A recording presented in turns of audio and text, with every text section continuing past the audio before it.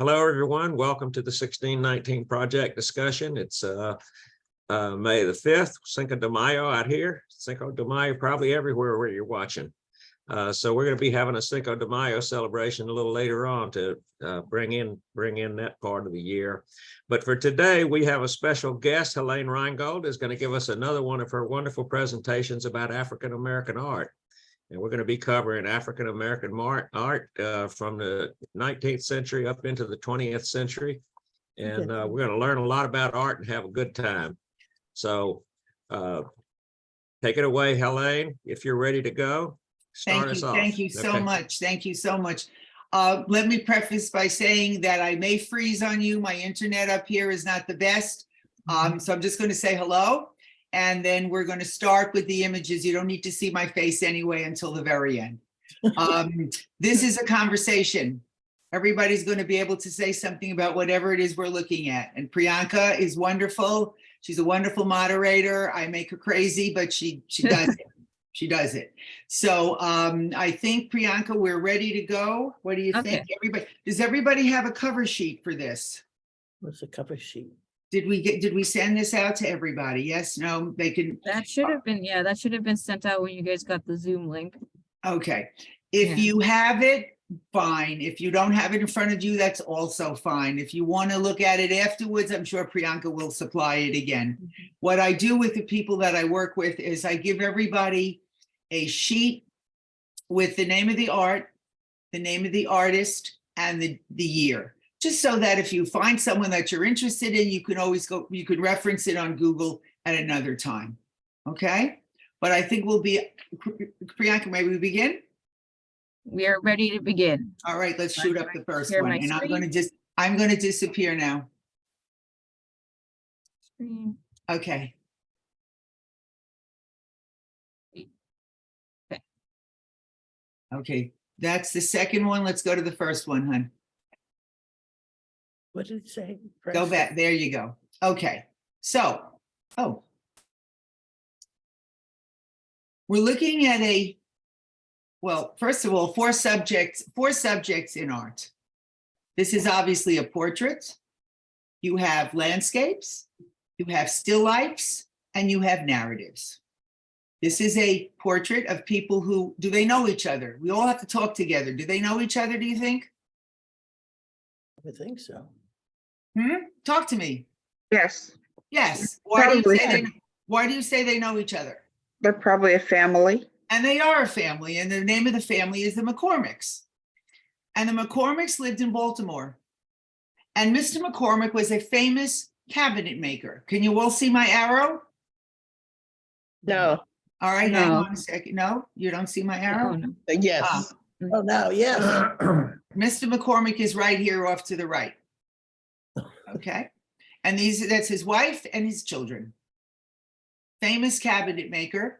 And this was done by an African-American artist who was biracial. His father was white. His mother was Black. His father freed him from slavery in 1782, and his name is Joshua Johnson. He's really the first African-American artist that we know for sure, because he advertised himself in the Baltimore papers as a self-taught genius. It's exactly what he said. And he has what we call a naive style. Anyone know what naive style in the world of art means? It means painting or creating something artistic without being formally trained. Someone like Grandma Moses. Joshua Johnson was a naive style artist, and he tended to use the same accessories. He liked people to have something in their hands, sort of a book or a letter. Do we see that here? Yes. Yes. Yes, okay. Talk to me. How did he paint them? Tell me the style. Talk to me. Direct forward. Everyone is holding something. Everyone is holding something. Go ahead. What else?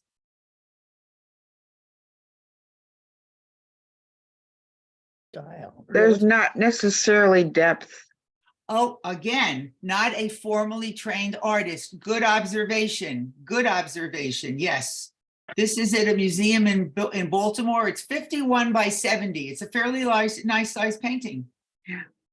Yeah. The, ahead. the focus is mostly on the little girl in the middle for some Because reason. where has he placed her?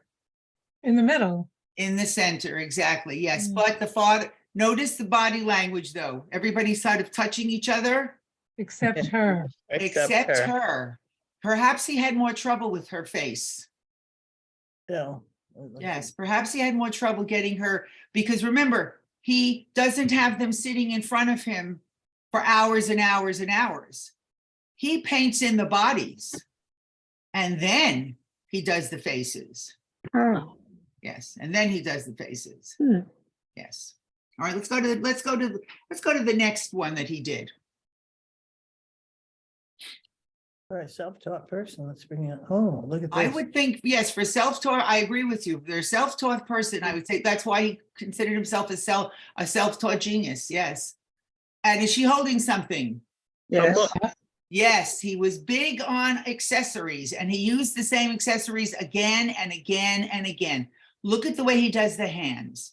Very realistic? Mhm. Not No. really. No, No, no. no. But we know their hands. Hands are the hardest. Hands and feet are one of the hardest things for an artist to get correctly because they have so many angles, the joints, the curves, the lines, and so on. So you will see some very famous artists who kind of do not a good job on hands, okay? And not a good job on feet. Now you'll start noticing that. What about the way he painted her face? Oh, I think it's good. I think he did a good job, better than the previous picture. Interesting, a little more animated. Mhm. A lot more detail. than the And other. because the McCormick family was done, excuse me, almost 7 years before he did this painting. So is he becoming better Yes. without practice making perfect? Yes. Yes. It's on an Joshua angle as Johnson, well. 1763 to 1826. Wow. Okay. Joshua Johnson. And he does no African faces. No. He does the elite of Baltimore. And the elite of Baltimore at this time are all White. white. Okay. May I go on to another artist? Yes. All The way he right, let's, dressed, go ahead. does he Comment? dress them in? Is this an oil painting, I take it? Oh, you've got yes, it's oil on canvas. Good for you. Oil on canvas. But I'm hoping you see how he's improved. Yes, very He's much so. improved. Okay. And we don't know who this young lady is. It's just named Portrait of a Girl. And Joshua Johnson actually supported himself and his family through his portraiture. So he was fairly successful. Good. Yes. All right, let's go to the next one. That's a nice portrait. Priyanka? There, okay. Oh, Oh, nice. why oh? Lovely landscape. Oh, landscape, yes. Are there any people in here? Don't see Yes, it. yes. Yes. And on the left. But yes, we Oh, have some yeah, people. yeah. Are they very important? No. Apparently not. No. Landscapes can have people, they don't need to have people. What is prominent here, though? The hills, the sky. The sky and the rainbow. And the Rainbow. rainbow, yes. And the name of the painting is Landscape with Rainbow.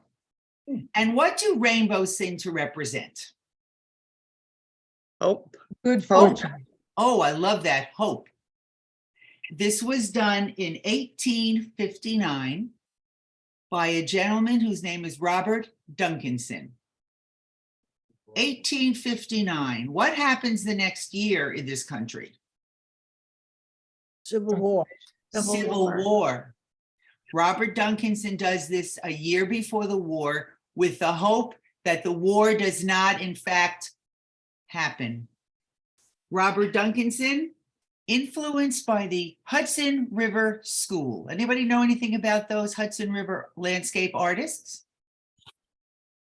Oh, They were formally trained. Thomas Cole was their leader.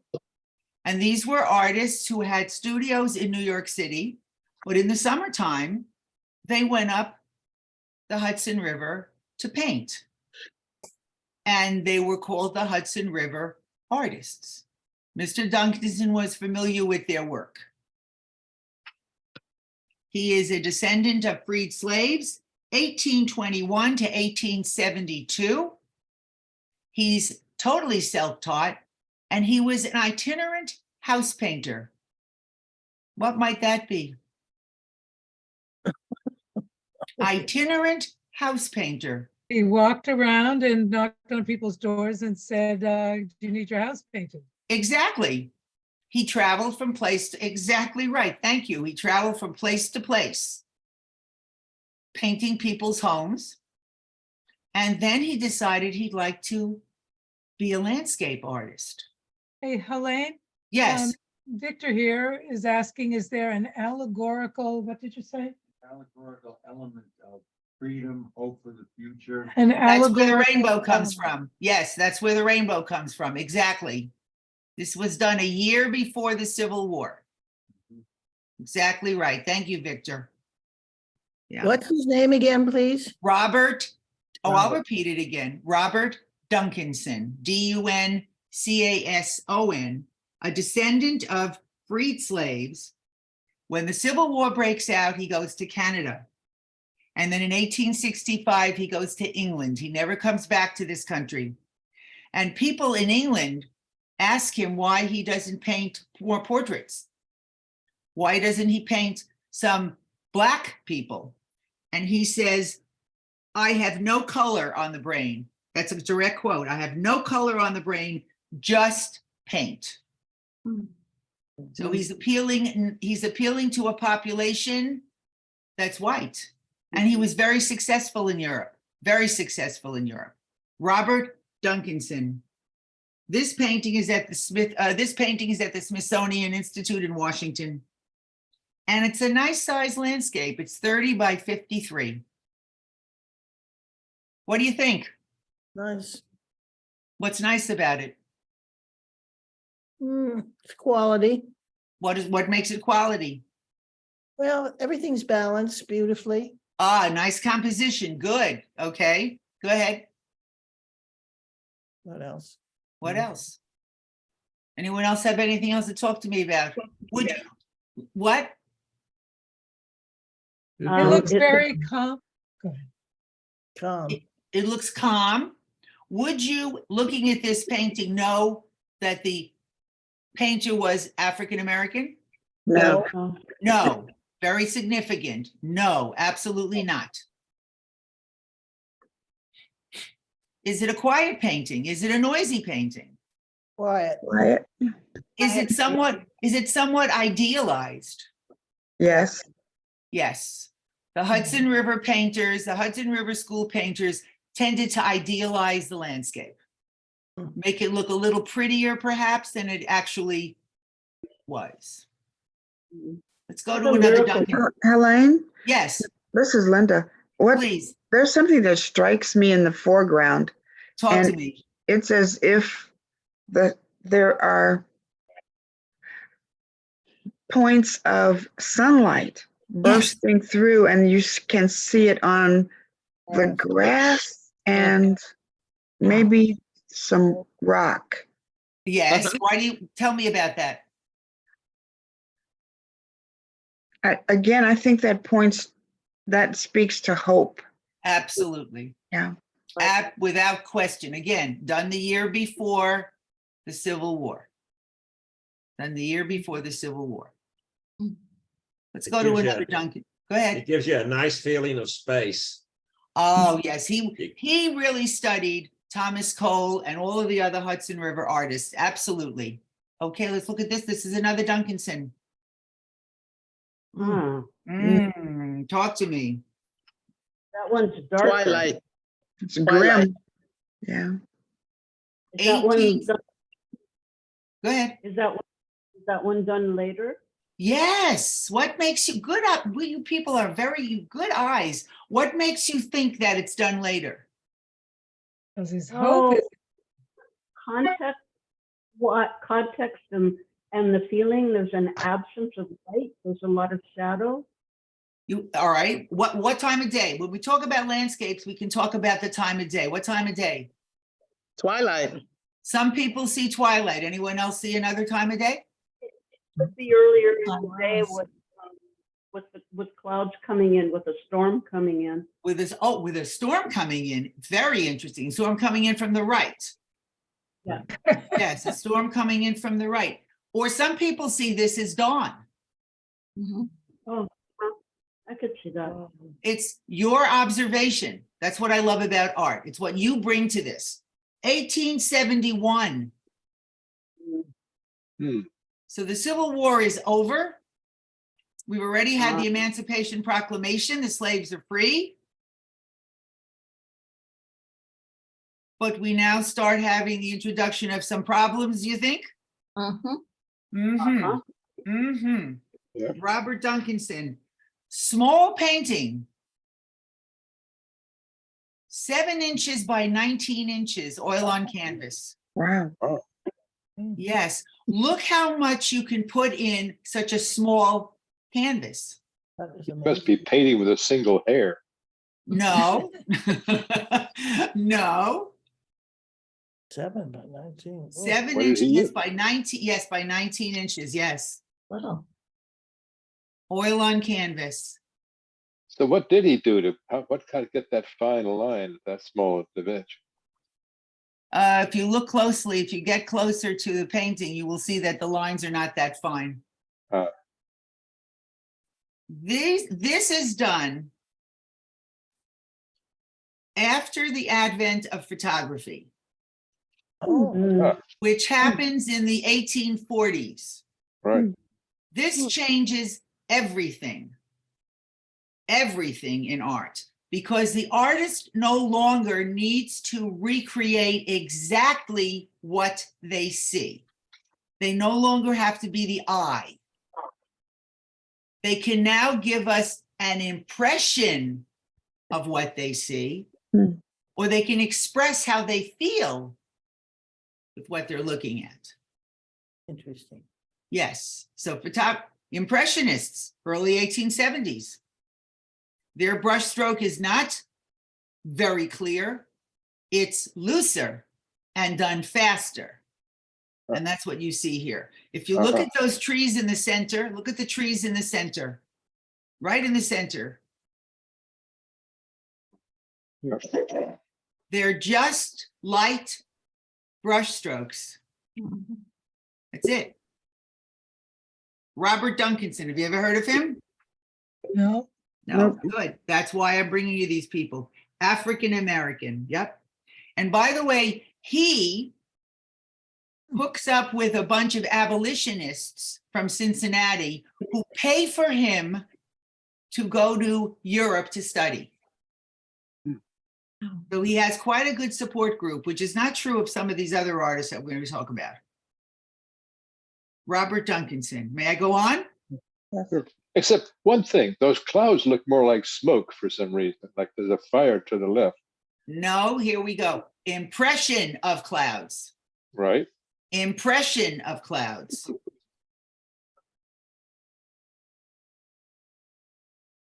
but he might have been wanting to give the impression, like you said, somebody thought a storm, and maybe it is smoke. I mean, that might be one of the impressions that some Fine. people- And I say, if that's what you see, that's fine. Yeah. Because he's not here to tell us exactly what he wanted to portray. And in fact, many a times, if you talk to a living artist, especially today, they won't tell you, let's say it's what you see. Yeah. It's what you see. What do you think about the way he did the light? Fascinating. Interesting. It's lovely. Lovely. Yeah. Lovely. I see Robert dawn. Duncanson. Pardon me? I see dawn. And you see dawn. I personally see dawn, but if you see sunset, that's fine too. I see dawn. You But, see dawn. Okay, fair, fine, fine.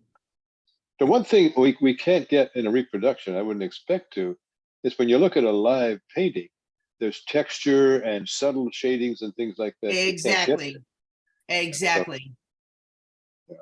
But So still, it's no pretty image, that's a wonderful observation, Will. No image ever can replace, I don't care how good the camera was, I don't care how many pixels they used. No image can ever truly recreate what you see in person. Absolutely correct. That's why I encourage everyone I work with, including children, to go to museums. Yeah. Yeah, good observation. Let's go on to another artist. Helene, can I Yes, just, please. sorry, go back to that painting again? Okay, Priyanka, thank you. I'd like to point out that the other woman had commented about the rock. If you looked on my screen, it's on the far left-hand corner. There's exactly. That's outstanding amidst the shadows of all the rest, and as far as I'm able to see. And then maybe, is there a little bit of like a coloring of a flower back there? I can't tell that, but the rock struck me all of a sudden as I was looking closer at the painting.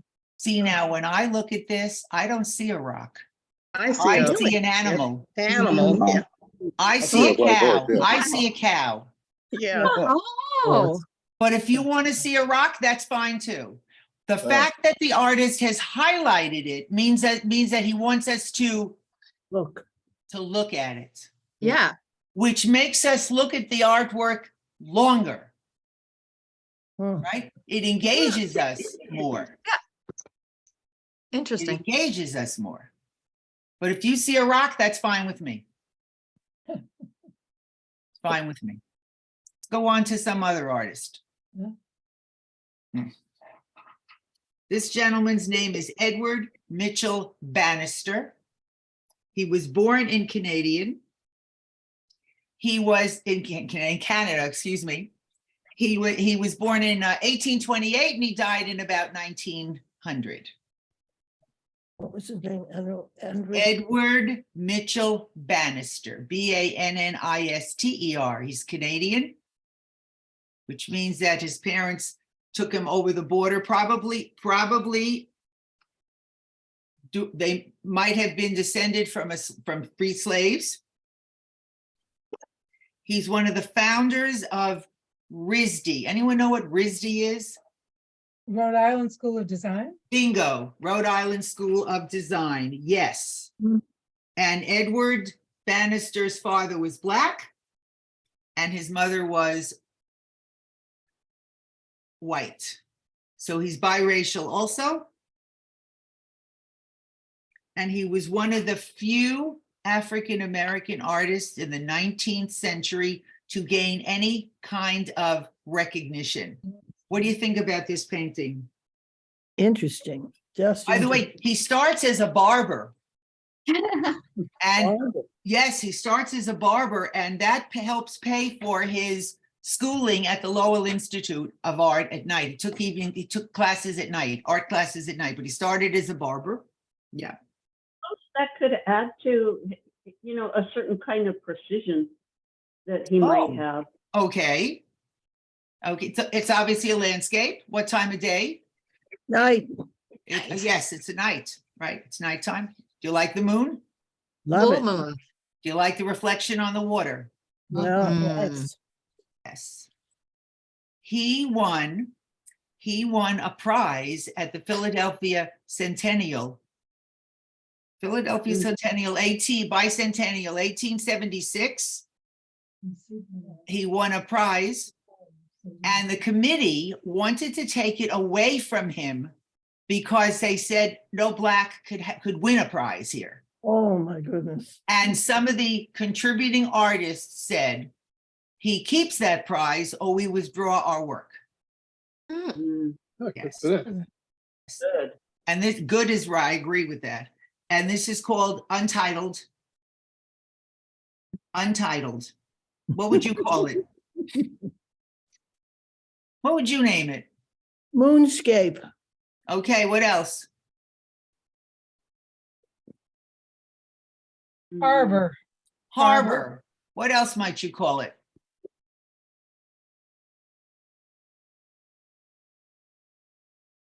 I'm wondering about I'm not answering the question, but I'm wondering about what looks to me like buildings over on the, Left. Mm-hmm. Harper. Yeah, you have the moon reflected, the moonlight is reflected in the water, and you have buildings on the shore. Mhm. yeah, but it piqued my curiosity about what those buildings are. What might they be? Oh, it could be anything. Could be anything. Yeah. It could be home. I'm thinking of a place in Northern California that just has a little pier and buildings that look like that were, it's Chinatown where people congregated with a community place for the Chinese and Chinese American people. I mean, it could be anything. But what you're just doing now, Toby, is bringing your own personal, right? Yeah. Visual, and that's Yeah. fine, but that's fine. You're bringing your own personal recollection to this. You're making that kind of a connection, and that's wonderful. That's wonderful. My first thought when I saw it was, oh, that reminds me of Full Moon over Chinatown. I would call it Full Moon over Chinatown. Fine. This artist, Mr. Bannister, was inspired by the Barbizon School of French Art. Anyone know about that? The Barbizon School of Artists went out into the countryside outside of Paris and painted the landscape. Very romanticized visions of what they saw. They went to Fontainebleau. Barbizon School, very romantic, somewhat realistic, thick brush strokes, misty colors. Yeah, misty colors. The Barbizon School of Art was very popular from 1830 until the late 1860s. What happens in France then? Revolution. No, in art I'm talking about. And yes, it was, I shouldn't say no, because it was a revolution. Impressionism. You're right, you get the Impressionists, and that's the end of the Barbizon guys, seriously. And now it goes in a completely different direction. Go ahead. Yeah. Someone is saying something. What?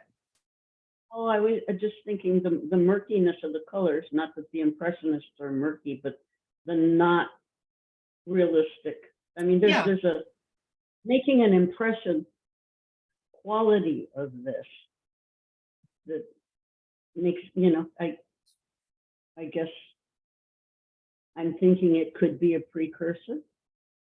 Oh, what a wonderful observation. Art does not go in a straight line. Yeah. The people who come later tend to know what happened before. Either they innovate or they imitate. Okay. Very good observation. Let's take a look at another Bannister. And that's going to tie into just what you just said, Toby.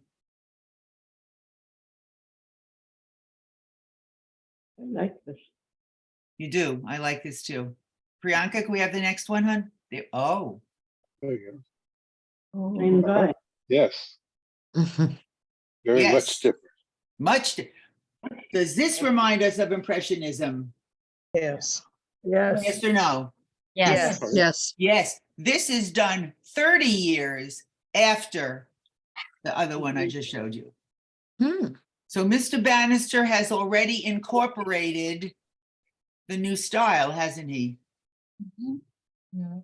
Yes, he's already incorporated it. This happens to be a scene. All right. This is a Boston street scene. Wow. These are buildings across from the Boston Common. Hmm. We know exactly where it is. Do you see any people in it? Look carefully. Yes. Lots of people. Little teeny people. Along the road. Look. And lot. a baby in a carriage. Yeah, you've got a baby in a carriage on the right-hand side. Absolutely. And two people and a street carriage. And you've got a street carriage, and what does he do to make the street carriage stand out?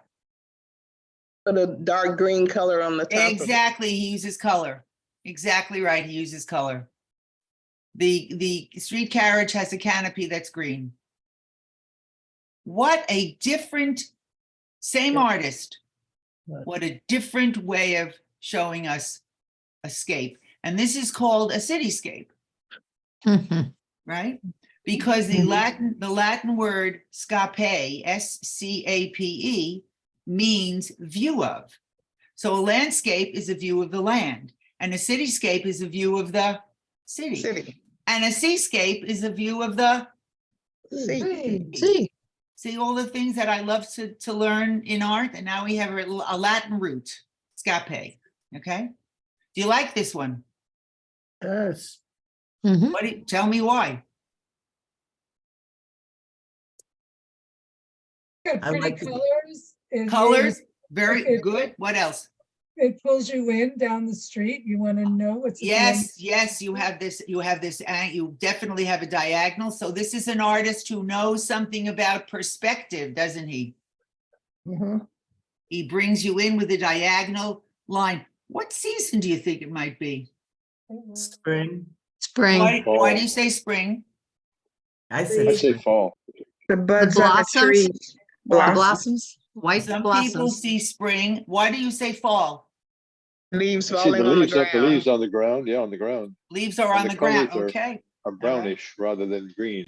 Rather than that nice springy green. But Big petals. the colors are so soft. Until you get to the sky, the colors are soft and muted. Yeah. That's what makes me think of spring. Oh, good And for- observation, Valerie. So you're not that concerned with the foliage, are you? Well, I see the foliage, but no, I guess not as much. And I see the Okay. white on the foliage, and again, it brings me back to spring. That's fine. Like That's fine. blossoms. Edward Mitchell Bannister, African-American artist. This painting is at the Walters Museum in Baltimore. Yeah. Good. I get a sense of heat from this painting Because, because of the brightness, particularly the building towards the left side of the middle. It's so bright. And am I correct in seeing a lady pushing the baby carriage? She's wearing just a light blouse. She doesn't have a Yes. cloak on does or. everybody see that? I see Right. that, yes. And the baby doesn't have a cover on it. The baby is just sort of like closed. All right, let me, there's more than one carriage here. Mhm. Ah, like a baby carriage or the one in the No, back? there's more way than one horse-drawn carriage. Well, way there's in the one on back. right and one on the There's left. one There's on one the in the left. back with the green Yeah. canopy, but And there's the- another one here. The left, middle Yes, left. off to the left, yes. Yes. Mm-hmm. With a white person in the middle of it. You've got somebody in the middle of it, and you've got people walking on the sidewalk, haven't you? Yes. There's a lot of people on Something. the A left. lot of people, busy see Boston Common, busy place. Well, maybe it's high noon. Maybe it's high noon. Edward, yeah, but maybe the sun is shining on that one particular building right in the center of the painting. Is this artist familiar with this scene? Yep. Yes, Mhm. yes, absolutely, absolutely. He lived in Boston for a while, yes. Let's go to another artist.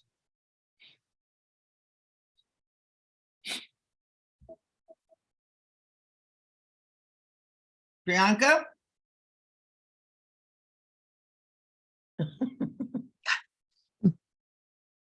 Well, not a painting. Mhm. What is it? Sculpture. Sculpture. A piece of sculpture. Yeah, it's a piece of sculpture. And what's its subject? Of the four subjects, what's its subject? People. Portrait. It's a The- portrait. It's a double portrait. Two people, double portrait. What are we looking at? Tell me, what do you We're see? looking at a slave or Slave. two slaves that are free. Why do you say that? Well, I see the chains besides attending one of your previous. Ah, sneaky, Valerie, go. But I see the chains on his, around his wrist and the Good. foot on the, ball. Good. Good. Oh, Look at his hair. And I see, he's black, but she's not. Good observation. And Good she- observation. Maybe praying thank you for his liberty. Mm. I don't know. No, don't say, yeah, you don't know. This is how it speaks to you. That's fine. That's absolutely fine. It's called Forever Free, Yeah. which is those are the last two words on the Emancipation Proclamation in 1863. And they're engraved at the bottom. Forever Free, Wow. they're engraved at the bottom. how big is this? Ah, good question. How big do you think it is? It's hard to tell. I mean, Well, do you think it's close to life size? Do you think it's maybe tiny? I think it's tiny. Tiny. Small. Small. You can 42 sit it on my inches plate. high. 42 inches high. Oh, Yeah. pretty big.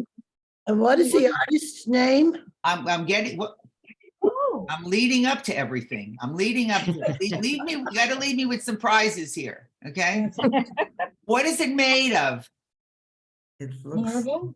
Marble.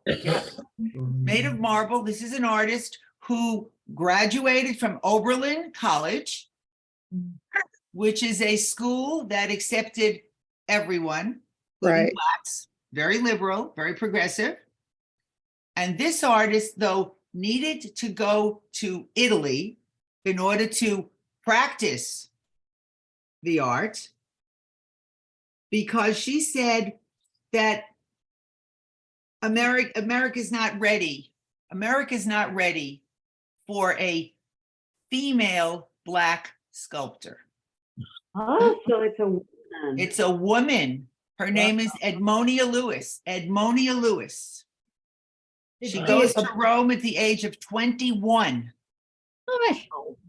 Wow. She's Wow. famous enough to get a postage stamp from this country in 2022.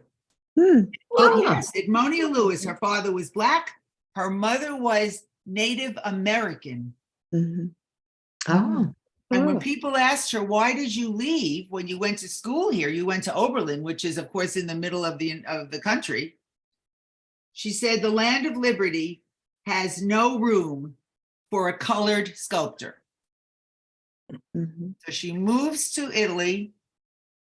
She sets up a studio, but she does most of her work herself. You know, sculptors have assistants. Well, all artists have assistants. Sculptors tend to have a number of assistants who finish off the work, polish off the work. She really was hands-on from the initial inception to the end. Why? Because she said, if I don't do that, no one would believe that a colored woman could do this. Oh, Think she was right? yep. Yep. You bet. What, You bet. may I ask, what years was she at Oberlin? Oberlin is my alma mater. Oh, well, she was born in 1844. She dies in 1907. If she goes to Rome at 21, she's at Oberlin in late 1850s. Okay, thank you. Check it out, Linda. I Okay, will, yes. please. And that's ammonia. your What alma was, mater. Good for you. Yeah, great school. Fabulous Well- art museum. Fabulous art museum on the grounds. Yeah. what was her last name again? Ammonia what? Lewis, Lewis, Edmonia, Edmonia, E.D. Edmonia Lewis. Hmm. Let me show you her most famous piece of sculpture that was found in a salvage yard. What? That's right. Yep, somebody threw it out. Let's go to the next one.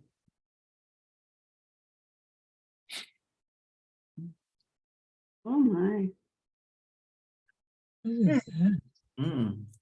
Look at that draping of clothes. I can't believe. Amazing. Wow. Yeah, she was an excellent sculptor. Excellent. It looks This piece- Egyptian. This piece was shown at the Philadelphia Bicentennial.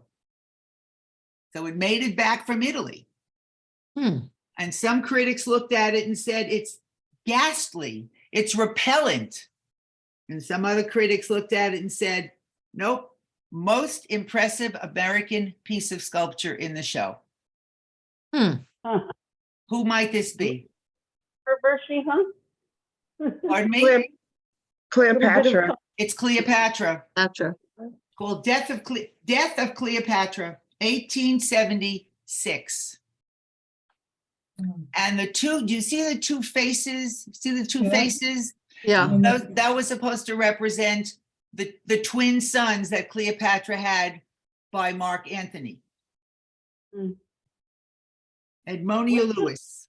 Can you imagine somebody discarded this? They found it in a salvage yard almost 100 years later. Yeah. What's the thing on her head?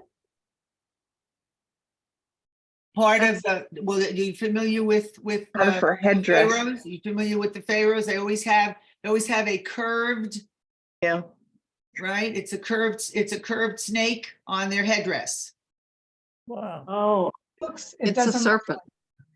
No, Where is the- it's not the serpent. No, how did she die, by the way? How did she die? Poison? No, No? An No. asp, didn't you An get bit asp. by an asp? she was bitten by an asp. An An asp. ASP. She was bitten by an asp, and she was bitten on her breast. You see, there's an uncovered breast. Yes. Yes. Yeah. Mhm. Death of Oh. Cleopatra. Where is this on display in a museum? Yes, it is. It's at the Smithsonian now. It's 63 by 31. Wow. Yeah, it's in Washington, DC. Thank you. And again, this is an artist who said, I have to go to Europe because there's no place for me here in the United States as a person, as an artist of color. I'm Just like wondering, Paul uh, Robeson this- and all the others. the size of her pieces are not huge by sculpture standards. I'm wondering, I would imagine that fine Carrara marble or whatever marble she got was expensive, and I don't Mhm. know how wealthy she was. By the time she did this, she was pretty well known. All the artists I talked to you about, except Joshua Johnson, who never went to Europe, they all needed to go across the pond because they were Mhm. not accepted here. And they were successful in Europe. They made money. A, because they were good artists, and B, because they were more unique. They were different.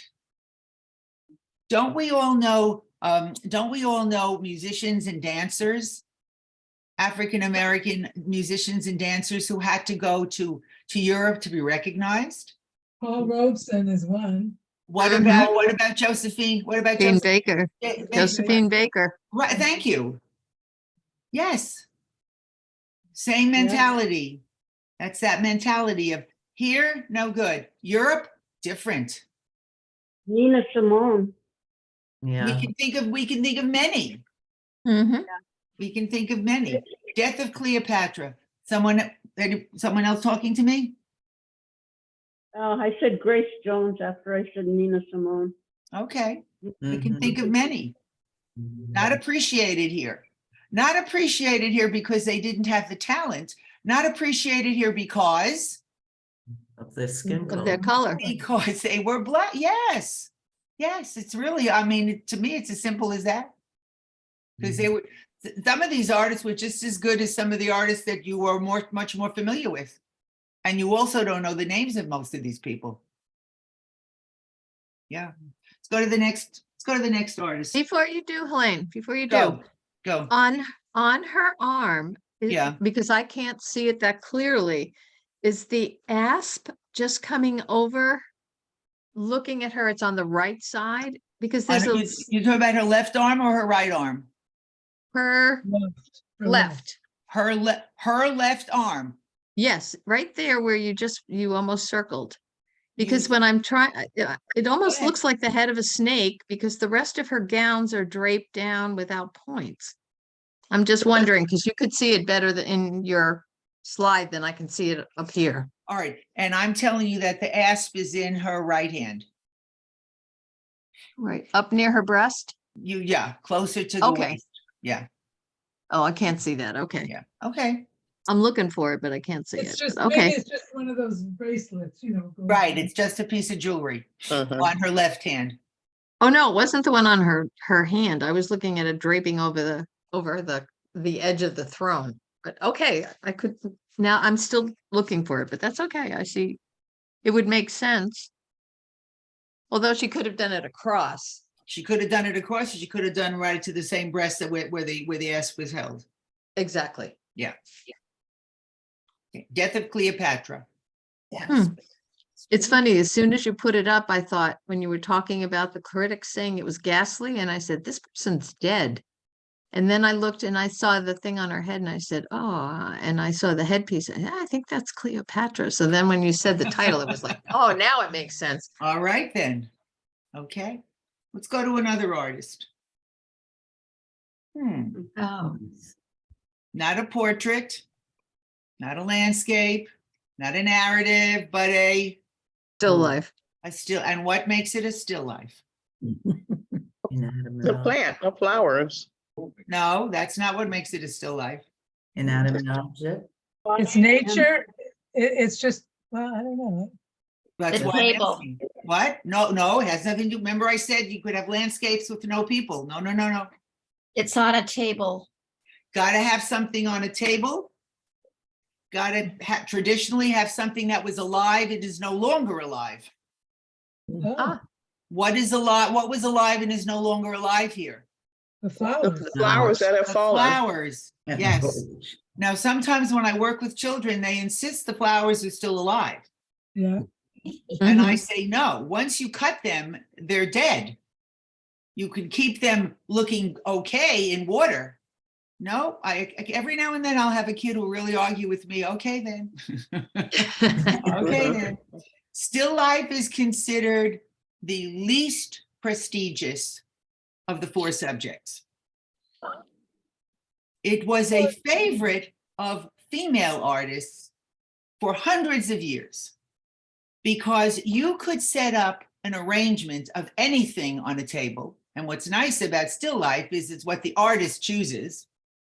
Because when you do a landscape, you kind of have to show us what the landscape is. When you do a portrait, you kind of have to talk about the person, and a narrative certainly is all about a story, but a still life is your arrangement, whatever you choose. I think you And did. because women were not allowed to go to formal art school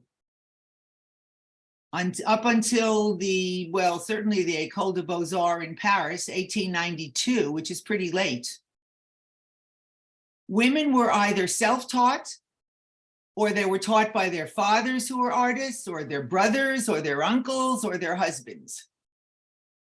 And so you can set up a still life in your home and come back to it the next day, and the day after that, and the day after that. So still life was really not as appreciated. These are mountain laurels. And mountain laurel happens to be the state flower for Connecticut. And this is by Charles Ethan Porter, who becomes an art teacher to support himself. He is a member of, he's voted into the National Academy of Design in New York City, That's surprising. which is an organization similar to the Royal Academy in London, where you're voted in not by a jury, but you're voted in by your fellow artists. And he's the first Black that was ever elected to the National Academy of Design in New York, which is still alive and breathing. It's still in Manhattan. He does many still lifes, and the plural of still life is still lifes with an F, not lives. So if you go to a cocktail party and someone is talking to you about lots of still lives that they saw, well, you know the difference now. Yeah, I like to separate the men from the boys, you know? Okay, yes. And he's the only recognized African-American artist who continues to do still lifes to the end of the 1800s. 1847, 1923. What do you think? Beautiful. What makes it beautiful to you? Everything. Everything about it. Everything. Oh. Color, the light, the softness, and also the detail. Yes. Yeah. Wonderful artist. Oh, yeah. Well, the brilliance of the white. There's one piece I mentioned, if you got to see it live, there's a piece in the Portland Art Museum of some red flowers in an arrangement like this. And the painters heavily laid on, so the flowers almost stand out from the canvas, and it makes it a really brilliant look. These look like they might be the same thing, but I don't know how they were painted. You're talking about heavy application of paint, which is called, anyone know? Called impasto, I-M-P-A-S-T-O. And Mr. Van Gogh was a great adherent of impasto. Charles Ethan Porter, who was a gentleman who did this, not so much. You're seeing the three-dimensionality, I think, because of his skill with shadow. Yeah, oh yeah, definitely. Yes. Deal with what? Shadow. His skill with shadow. Charles Ethan Porter. Have you ever heard of him? Mm-mm. Let's take a look at another one of his still lifes. So, Go ahead, go ahead. Oh, What do you think? What are we looking at? What's it called? lilacs. Lilacs, yeah. The other one I think is brighter and more. I mean, I see the shadows, but the leaves are in the shadow in the other one. I saw the shadow being cast onto the vase. This one, it's more difficult because the colors are much more muted. Yes, they're softer here. This feels a little more impressionistic. Right. Okay, fine. Much less detail. And not as much, yes, the lilac blossom, okay, is the impression of the blossom. Good, you people are very good. The mountain laurel is much more Detailed. photographically reproduced. Yes, it looks more like a photo. But Charles Ethan Porter, beautiful, really beautiful still lifes. Check him out. His stuff is gorgeous. And if you're into flowers, I mean, just delightful. Delightful. Did you- Charles, Ethan, go ahead, talk to me. Oh, just the green doesn't feel entirely natural.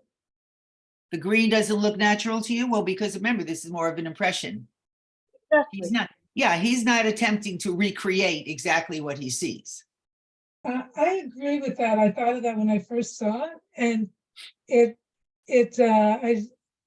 I wasn't brave enough to say that, but it's not that it's an impression of something, but it almost looks in those years probably not, but plastic. I mean, it was too different. It might be the way my computer shows the green, but it really didn't look as natural as the lilac flowers and everything else.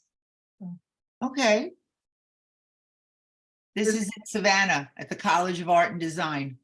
I have a question. Please. Is the vase clear glass? Because I think I see a stem and a suggestion of a water line. Wonderful. Good for you. Does everybody see that?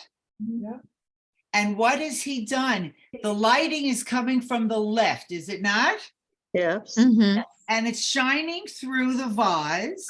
It's And glass. he's giving us the impression, yes, it's glass, of what it's going to look like as refracted light on the table. Yeah. Oh, yeah, there it is back there. Great observation. Great observation. And another thing you need to know about still lifes.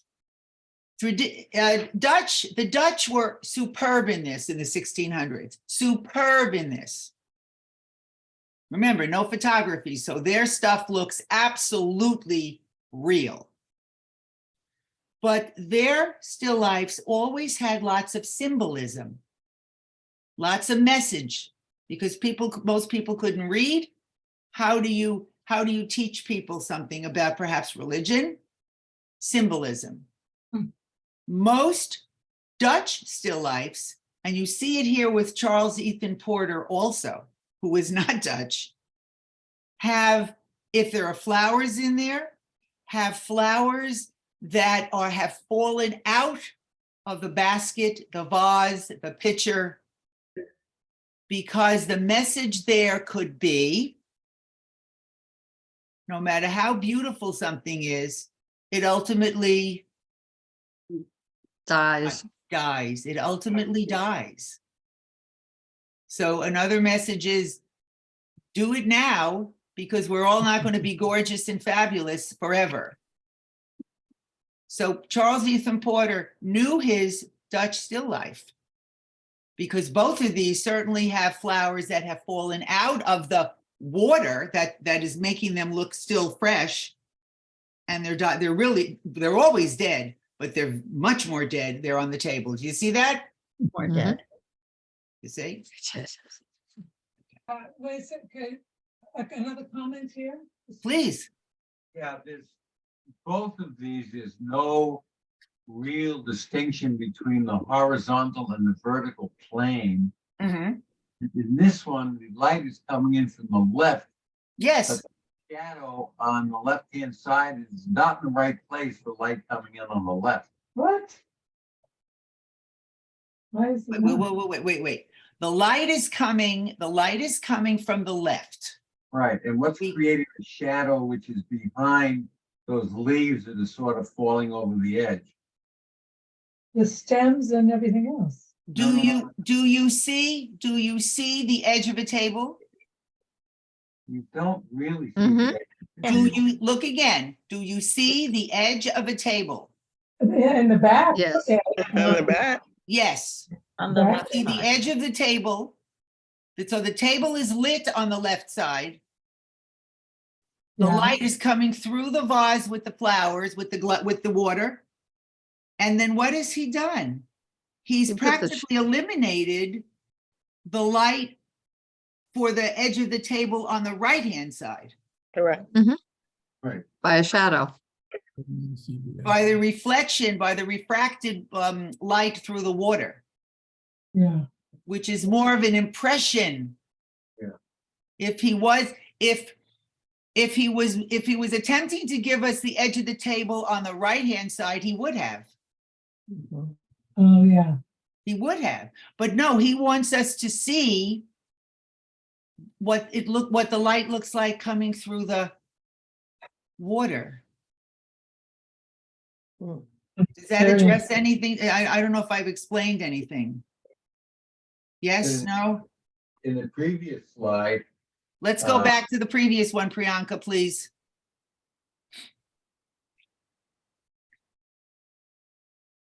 where is the edge of the table? Where is the? You look carefully. On this one, the light is not coming from the left, it's coming from the Front.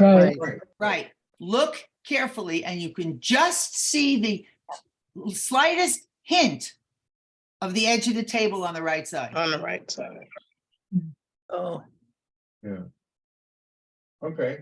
Just the slightest hint, Fair enough. just the slightest hint. And here, the vase does not have water in it. It's a solid vase, isn't it? Yes, right. Got it? yes. Yeah. Totally solid vase. And that's how he shows the shadow. And yes, we can argue that no, there is no table edge, but there is, because in our mind, we know there has to be. Yeah. Right. And he uses hues to distinguish Yeah. it's not a solid line. You have to look at the color difference, Good. especially on the Yes, right. shading. Yes, the shading. Excellent. Right. Are you involved in art, Linda? I'm self-taught. All right, then. So you understand the hues and tints and so on. Yep. Good. Can I go? Remember, Charles Ethan Hughes. Can I go? Porter, can I go on? Yes. Yes. All right. Coming up to a very famous one. Oh, how many people recognize this one? Anybody? Oh, good. Then I can tell you anything I want. His name is Henry Ossawa Tanner. Oh, Tanner. He's the first male Black accepted at the Pennsylvania Academy of Art in Philadelphia. And he's such a good artist and such a good student there that he's painted by the president of that museum and art school, whose name is Thomas Eakins. Do you know that name? Yes. All right, then. They were very good friends. This is a gentleman who left the United States in 1891, never to come back. He marries a white Swedish opera singer in Europe, is hugely popular with the landed English country gentry. They loved his artwork. His father was a minister and his mother was an escaped slave. I'm mentioning that for a reason I'll tell you in a minute. What are we looking at? They're about to eat and saying a thank you prayer. Yeah, it's called The Thankful Poor, P-O-O-R. Henry Ossawa Tanner, that's his name. The Thankful Poor. How does he portray these people? Minimal food, Pardon me? prayerful, but with minimal food. Okay. Is the table set? Yes, yes. Does it have a tablecloth on it? Yes. Okay, Mhm. yes. This is significant. Are They these have- people affluent? No. They have curtains.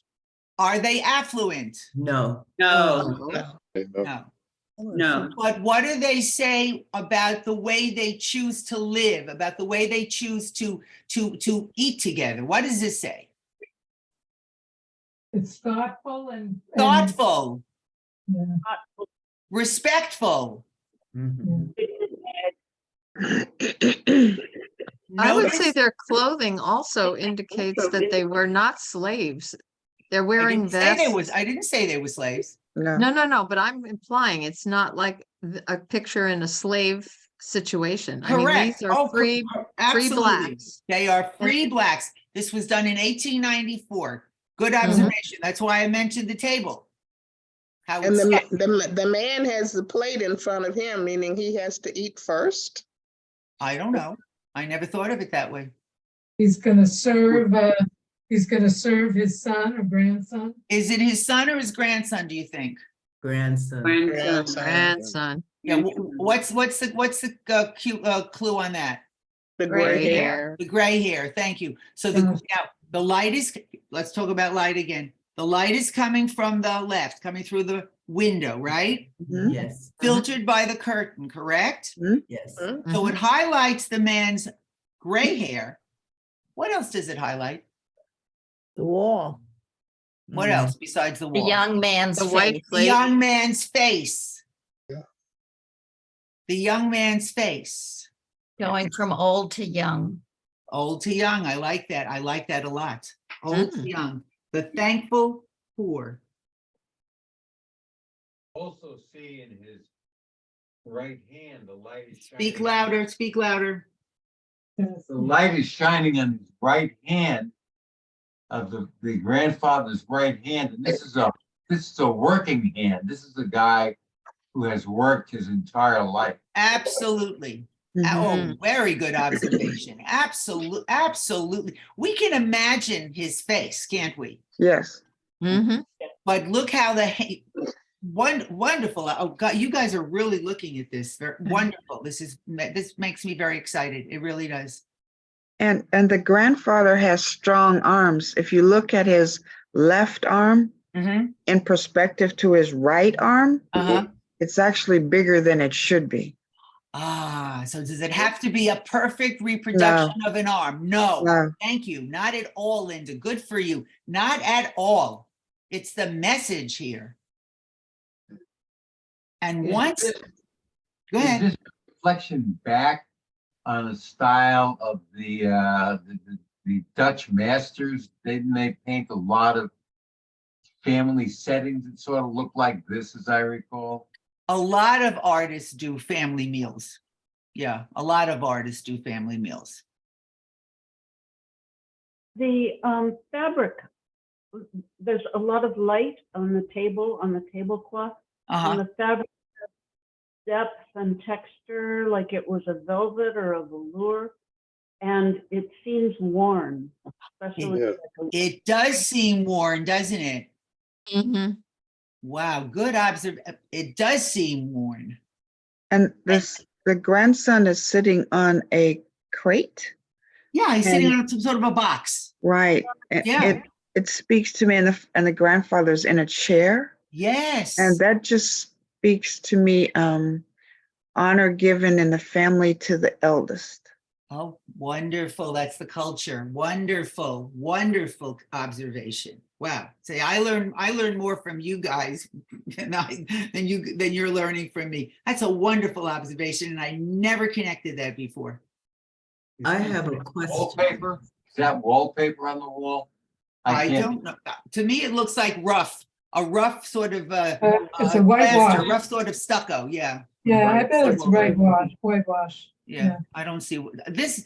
These are people who are if poverty can be painted in a dignified way, and I don't know if it can be, this speaks to me of the dignity of these people, Mm-hmm. in spite of Mhm. what they've had to deal with. Because this grandfather, 1898, this grandfather obviously was born into slavery. Yeah. Yeah. Yeah. Yeah. Mhm. Born into slavery. Henry Ossawa Tanner.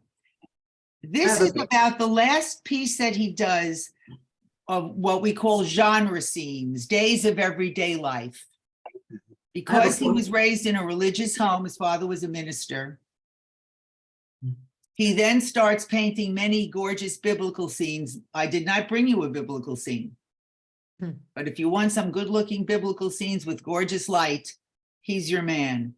I brought you a painting that he did when he was in France. He loved France. Let's go to the next one. I have a Hold question. on, Please, before go you ahead. go, Go ahead. wait, couple of things. First of all, when I saw this, it reminded me of Norman Rockwell. Just from stuff. Oh. And in a couple of ways. First of all, Norman Rockwell painted people in his own town. They were people Genre. he knew. Yes. Yes. Genre, yeah, that was who he did. This was like, and I came in late, so I don't know if you had any earlier ones. This is the first one that's been obviously a black family. Correct. And they, for example, the one back there, Forever Free, that could have been a Greek god or a Greek athlete or something. Excellent. The only way we knew that the man was black was his hair. Someone pointed that out, really. Yeah, and it could have Go been ahead. curly. It could have been Mediterranean even. But Well, the thing is, Uh, but still, this one these are people I know and care about in the same that Norman Rockwell did. mhm. I have a question. Great observation. Go ahead. I keep looking at the plates, and I see a plate in front of the grandfather. Uh-huh. The child doesn't have a plate, just a cup in front, and it gives you the impression either, why is his plate over there, or is there another person that is expected, or? Maybe there's another person that's expected. Yes. I thought that it was because maybe the grandfather is going to put some of the food on that plate and give it to the grandson, because there's no chair at the end of the table. I know Okay. there's no chair, I see that, but I was just wondering, why is it there? Okay. Wow. Maybe he serves. That's what I- And look at how long we spend to look how much more time I think we spend with something like this than those gorgeous, gorgeous flowers. Mm. Yeah.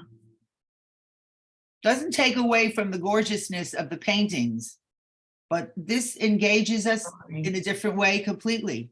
Mm. And yes, it was a great observation. Now we're starting to see a reflection of who the artist is and the artist Nice. background. Because in the landscapes, in none of those, we wouldn't even know that the artist was black. What?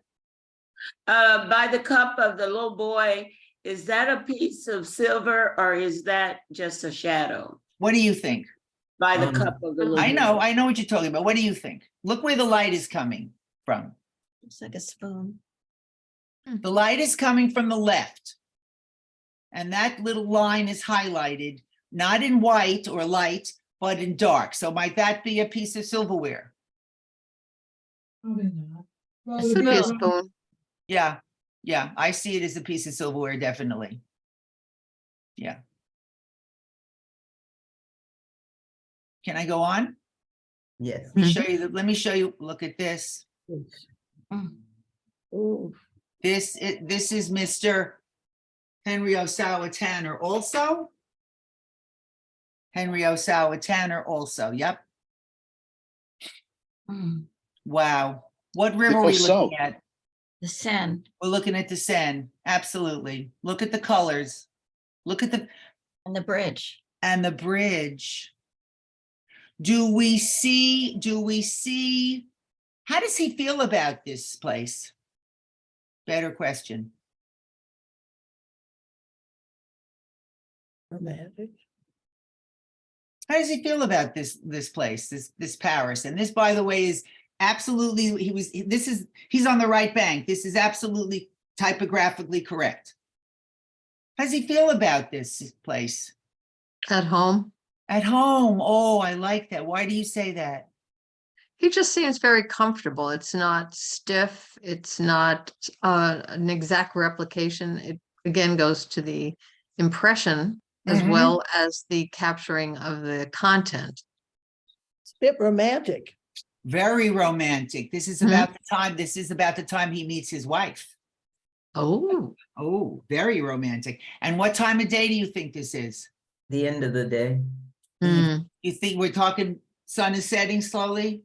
Yes. yes. Other people think it's rising. Who thinks it's rising? No? Okay, that's cool. This was not meant for exhibition. He painted this as a gift to a friend who was still in Philadelphia. Oh, wow. What's the name? What's the The name of the? Seine, the river, Oh, it's just S-E-I-N-E, the Seine. Yep, the Seine. His brushstrokes 1902. What's that? his brushstrokes are very bold, very broad, and especially in the sky. And you part. can actually see the paint, can't you, Linda? Right, you can see the paint, yeah. almost feel it. And there's a figure, I think, of a man on the right, on the bank. Good. Yes, does everybody see that gentleman who's on the bank? Yes. Look carefully, he's got a little hat on. Oh, yeah. That Here. hip float. There he is. There he is. Yeah. The Seine. Henry Yeah, that- Ossawa Tanner. What? As a gift, it's kind of like a labor of love. You could say that. Yeah, you could say that. And by the way, in my history, Ossawa, Missouri was a place in the 1850s where there was a slave up. Remember, you had the Missouri Compromise. We know our Civil War history. Missouri Compromise, half slave, half black, half free. Ossawa, Missouri was a place where there was a tremendous clash between the abolitionists and the pro-slavery people. That And so- explains. I was wondering I about. was wondering about that Ossawa. It sounded Japanese, but it was probably No. Native American. Native American, right? Good. Sorry. May I go on? May I go on to another artist? Yes. All right, then. Oh, look at this. And this is a female sculptor. And this is a piece of sculpture. What is it made of, by the way? Bronze. Bronze. It's heavy. It's bronze. Yeah, it's very heavy. It's made of bronze. This is out, this piece is in Tacoma, Washington. Really? The Tacoma Art Museum, interestingly enough, was built on the site of a Native American village. Mm. So there's got some history with this museum also, but let's go back to this.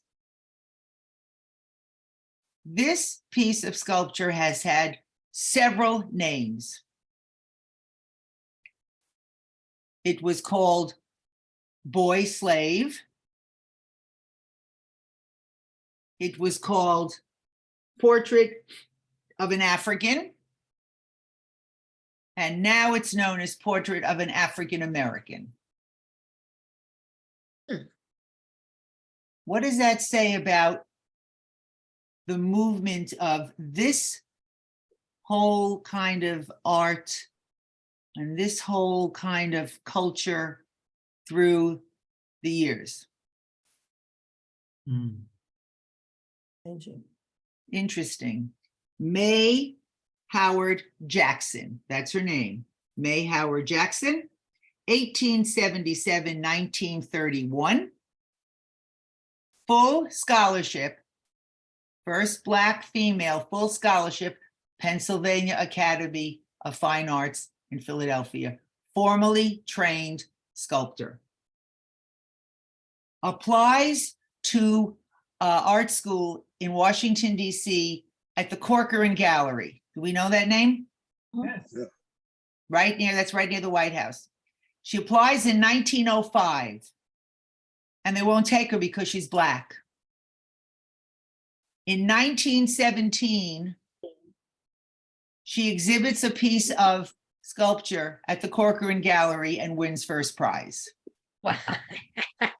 Up yours. Yeah, really. What do they say about success being the best revenge? Mhm. Mhm. Was it under a pseudonym or was it her own name?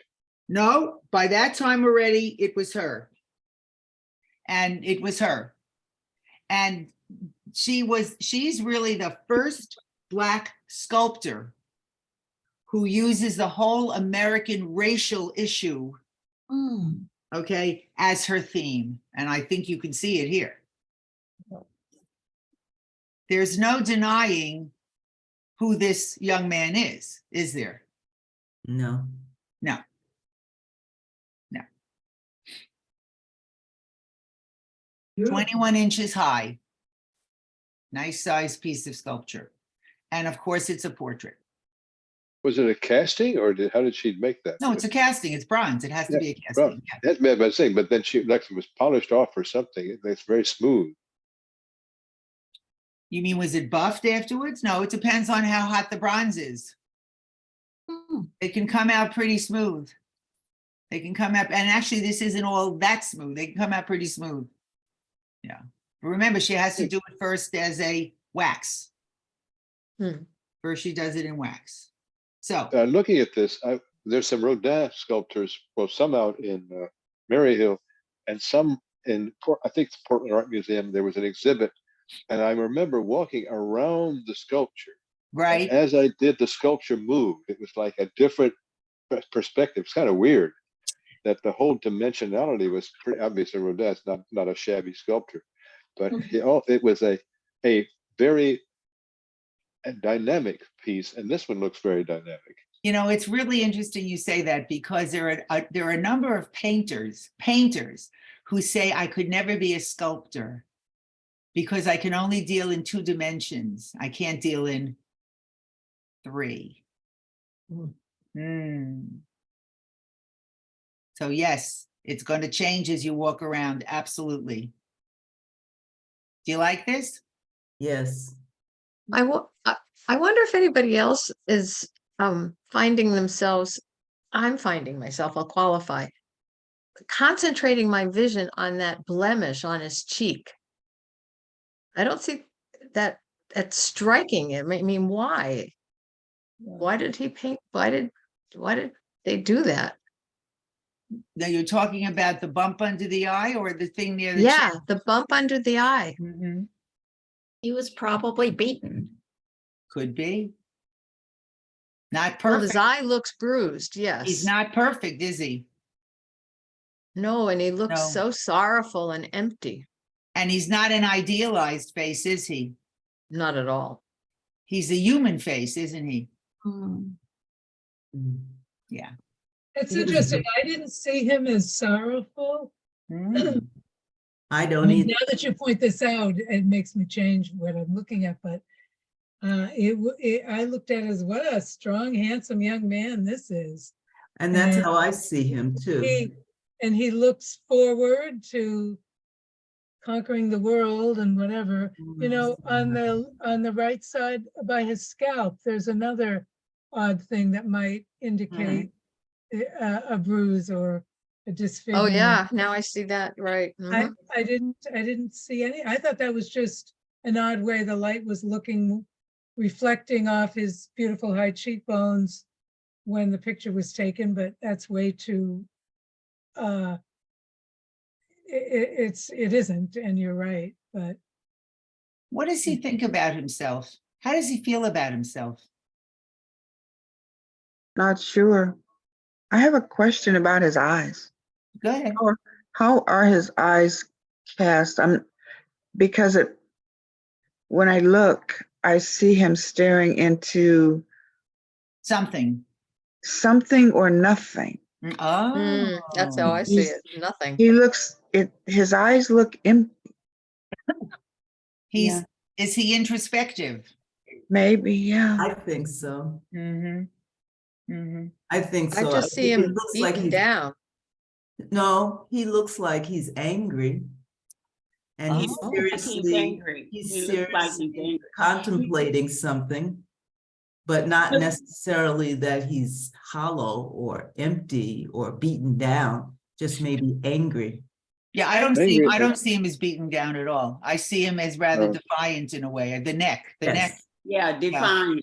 Yeah. That's what I think. But it's- Angry and defiance. I can't do anything about it, but I don't like it. Yeah. That's And I well think said. Mhm. Well, he's got, and the jaw looks clenched, and he looks sad too. I mean, he's definitely out There there. is a little bit, yes, I see the head, there's a little bit, there's certainly to me, a bit of sadness here.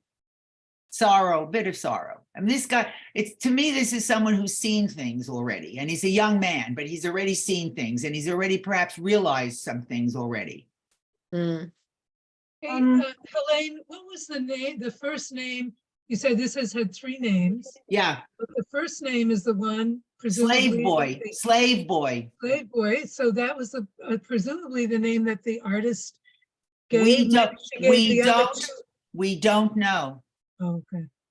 We don't know. Okay. So it's been renamed over time. We just don't know. But it's the original one was the name given by. When the I artist. researched this, okay, I kept coming up with these 3 names, and I said, now what is this all about? You know, because I learn along with you guys when I do this research. And I said, what is this all about?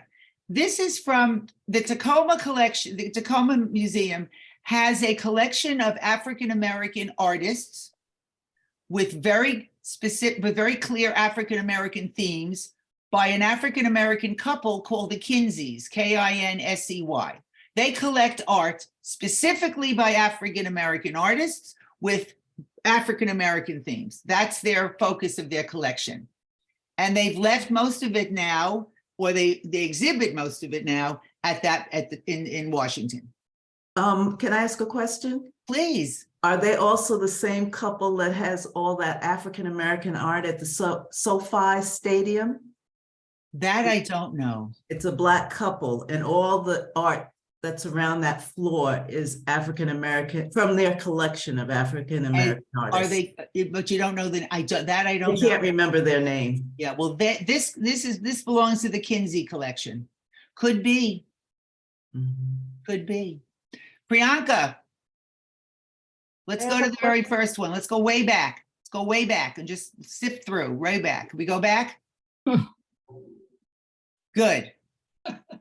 How we My doing? goodness. How we doing on time, Helene? We're running out of time. Well, I got 2:24. So is anybody, I just like to go through the piece slowly again, visually, okay?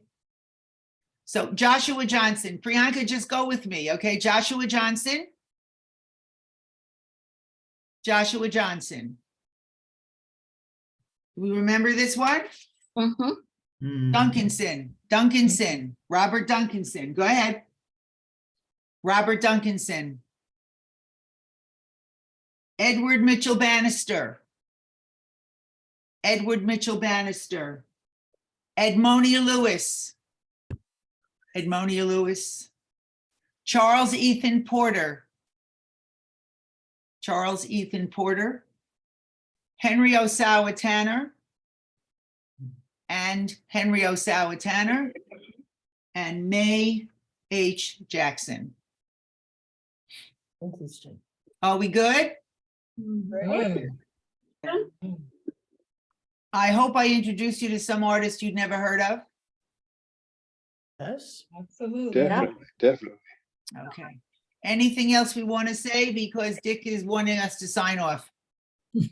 Quick question, what was the first name of Tanner? Henry, Okay, thank you. sure. Anyone else? Priyanka, you might want to supply this cover sheet to people if they're interested. Could we No. do We this? sent it out in the email, Helane. Oh, you did? We'll Okay. send it out again. Okay, I'm going to, Priyanka, let's see if I can start my video so I can say goodbye to everybody. Here I Can am. can we do this more and again? Oh, did you like it? Yes. Well, I love it. I love it. You guys, thank you for letting me do it because I love this stuff. Thank you very much, Helane. This was a wonderful presentation, folks. This is going to be up on our recordings page, on the presentation recording page, as soon as we can get it up. And I want to let you know that Helane is coming back again next month. So Oh, Helane is good. coming back for another presentation with another whole round of interesting stuff and engaging, and she runs it. She'll gonna run it the same way, which just involves everybody in it. So tell your friends, okay, this is a wonderful presentation, and Yes. Helane, we appreciate everything. This is My very, very pleasure. wonderful. My Yeah, pleasure. here, here. Everybody be well, be healthy, and I'll see you in June. Thank you. Take care. Thank you so much for your comments. Thank you so much. for your Thank you. comments. Thank you. Very well done. Thank you. Fabulous, Yay. fabulous comments. Good observing. Thank you. Thanks, everybody. Thank you. Dick? Dick? Great job, yes. Quick question. So would it be the first Friday of June? It's the first Friday of June. She's coming back, and she's gonna do this time African art. So it's Okay. gonna be Oh, that- African art, not African-American art. Okay. So it's going to be a different theme, but it's the same approach, the same style of presentation that she's going to do. Okay, thank you. So look for it, watch for it, put it on your calendar. I am.